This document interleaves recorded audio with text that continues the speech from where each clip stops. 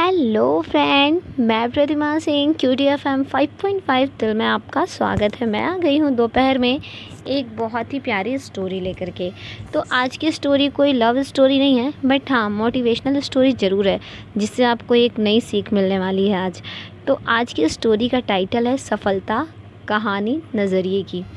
तो ये कहानी उस इंसान की है जिसने दुनिया के सामने एक ऐसी उदाहरण रखी जिसे सुनकर कोई भी हैरान हो सकता है। हम अक्सर काम ना करने के लिए किसी ना किसी बहाने की तलाश करते रहते हैं, इसी कारण हम हमेशा पीछे रह जाते हैं। लेकिन कुछ लोग ऐसे होते हैं जिनका नज़रिया बाकी लोगों से अलग होता है, और वे ये नहीं देखते कि उनके पास क्या नहीं है, बल्कि ये देखते हैं कि उनके पास क्या है और वे उससे क्या कर सकते हैं। आइए जानते हैं ऐसे ही एक व्यक्ति की कहानी, सफलता कहानी नज़रिए की। एक बार की बात है, अमेरिका में एक व्यक्ति जो कम पढ़ा लिखा था, नौकरी के लिए एक दफ्तर में गया। काम था साफ़ सफाई का। इंटरव्यू के बाद उसे एक दो काम करने को कहा गया। लड़का गरीब था और उसे नौकरी की ज़रूरत भी थी, तो उसने बड़ी ही लगन से वो काम किए।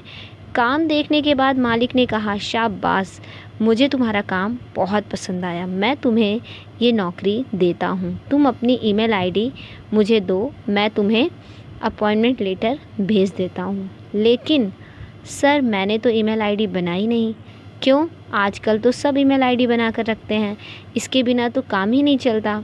सर, मैं बहुत ही गरीब परिवार से हूँ और कंप्यूटर चला सकने की मेरी औकात नहीं है, कृपया मुझे इस नौकरी पर रख लीजिए।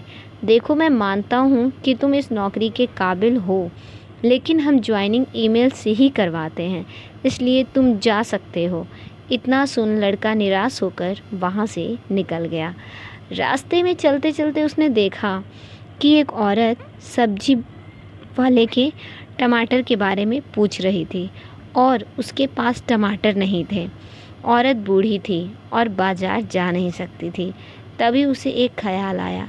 उसने अपनी जेब में हाथ डाला तो उसे देखा कि उसके पास 10 रुपये बचे थे। वह तुरंत बाजार गया और 10 रुपये के टमाटर ले आया। उसने वो टमाटर उस बूढ़ी औरत को बेच दिया। कुछ मुनाफा हुआ देख वह दोबारा बाजार गया और कुछ टमाटर और ले आया।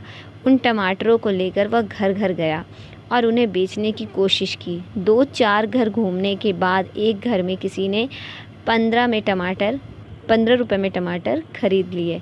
जब उसने यह देखा कि एक बार टमाटर बेचने में उसे 15 रुपए का फ़ायदा हुआ है, तो वह दोबारा गया और फिर से उन टमाटरों को बेच दिया। उस दिन उसने अगले दिन टमाटर खरीदने के लिए थोड़े पैसे बचा लिए और बाकी के पैसों से खाने का इंतज़ाम किया। अगले दिन और उस दिन के बाद कुछ और दिनों तक वह इसी तरह टमाटर बेचता रहा। उसका काम काफ़ी बढ़ चुका था और आगे आगे यह बढ़ता ही जा रहा था। टमाटर लाने के लिए पहले वह किराए पर गाड़ी लाने लगा। पैसे इकट्ठे कर उसने अपनी गाड़ी ली। ज़्यादा पैसे हो जाने पर उसने एक और गाड़ी ली और उसके लिए ड्राइवर भी रख लिया।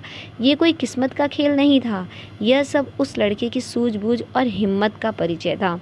कुछ ही सालों में उसने टमाटर के व्यापार से बहुत बड़ा मुकाम हासिल कर लिया था। अब वह एक संपन्न व्यक्ति बन चुका था। थोड़े ही दिनों में उसकी शादी हो गई। शादी किए कुछ वर्षों बाद ही उसके घर में बच्चों की किलकारियाँ गूंजने लगी।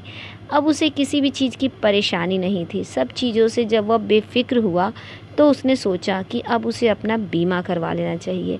इससे यदि उसे कुछ हो गया तो भविष्य में उसके परिवार वालों को आर्थिक तौर पर कोई परेशानी ना हो।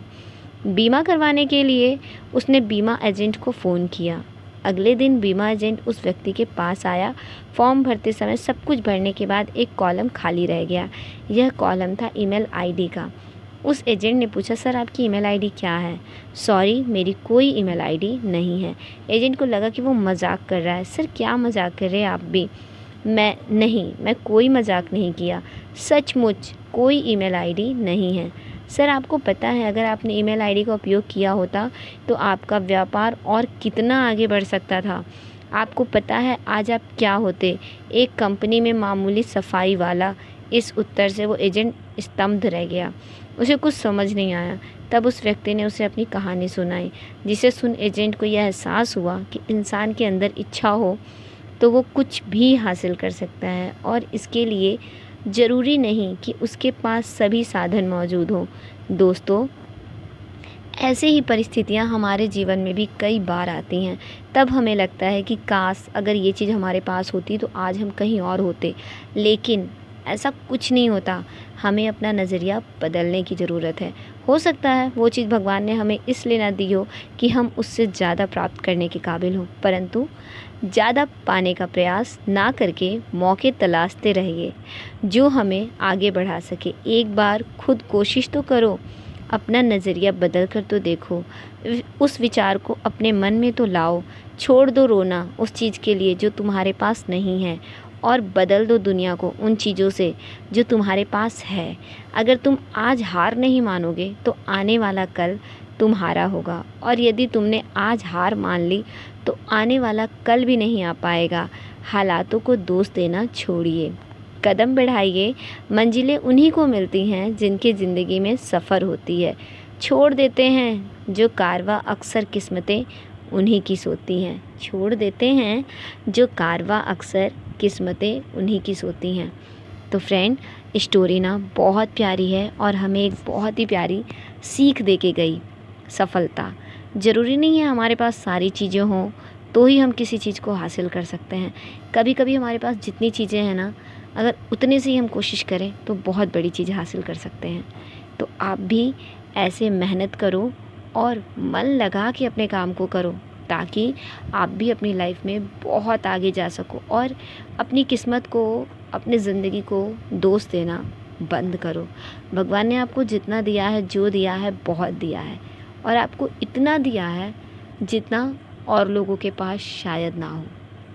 अगर यकीन ना हो तो एक बार रात में फुटपाथ पे देख लेना, जो लोग रहते हैं उन लोग के पास तो एक छत तक नहीं होती। तो बस आप अपने काम में लगे रहो, मेहनत करते रहो, और जो आपका सपना है ना उसे पूरा करते रहो। तो आज की स्टोरी इतनी ही थी।